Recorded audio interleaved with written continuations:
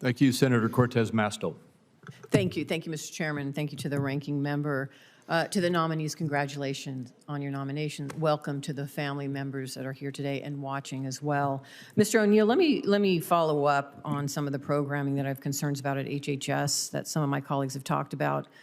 One of them is the National Firefighter Registry for Cancer, which is the largest effort to date to understand and reduce cancer risk among firefighters, risks that are especially severe for wildland firefighters that we see in Nevada who face exposure to dozens of known carcinogens on the job. But today, the program's website, if you go to that website, it states, and I quote, "Due to the reduction in force across NIOSH, which is the National Institute for Occupational Safety and Health, firefighters can no longer enroll in the National Firefighter Registry for Cancer. Despite the urgent need, this program has been effectively halted due to staffing cuts at CDC.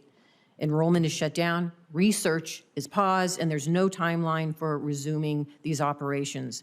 Now, the Trump administration claims that mass firings and reorganization won't impact HHS programs or functions, but as we can see, that's clearly not true.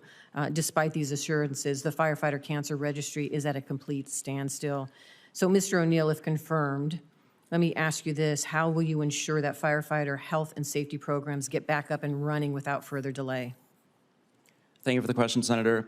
I agree with what I think is your premise that firefighters willingly take on an extremely risky career in order to save lives. I really respect them for that. It's important that they have good health care and that we understand the best way to care for them, the best way to prevent any diseases that are particularly prevalent in their profession. My understanding of the RIFs and the proposed reorg is that the heads of the operating divisions decided which people would be RIFed. That seems to be a reasonable level of decision-making in terms of deciding which people would be let go. I believe the Secretary said, and I would certainly agree, that if there are any mistakes in the proposed reorg or in the RIFs, that the department should correct them. And the Secretary also said that the goal of the proposed reorg was to preserve the essential functions of the department, sometimes by combining duplicative functions into one place or related functions into one place. And I appreciate that. Listen, let me just say, I appreciate your value statement and your repeating what the Secretary said. But when you're in that position, now you get the discretion to decide whether this is an essential program. Do you think it's an essential program and it should be appropriately staffed? Senator, things related to research it might be best located within CDC. They might be best located with NIH. I have not looked at the arguments pro and con. Yeah, I didn't talk about the location. I just said, do you think it's an essential program for our firefighters and it should continue and be adequately staffed? Senator, I think it's important to do research to understand the best ways to mitigate the particular risk that firefighters face, and I have not had a chance to review the particulars of that program.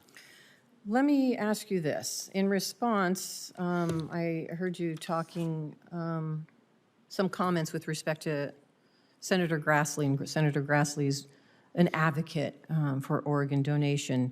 In the past, you have stated that people should be free to sell their organs and that it should be monetized, and I quote, there are plenty of healthy spare kidneys walking around unused. Do you still agree that kidney organs or just organs in general should be monetized and people should be free to sell them?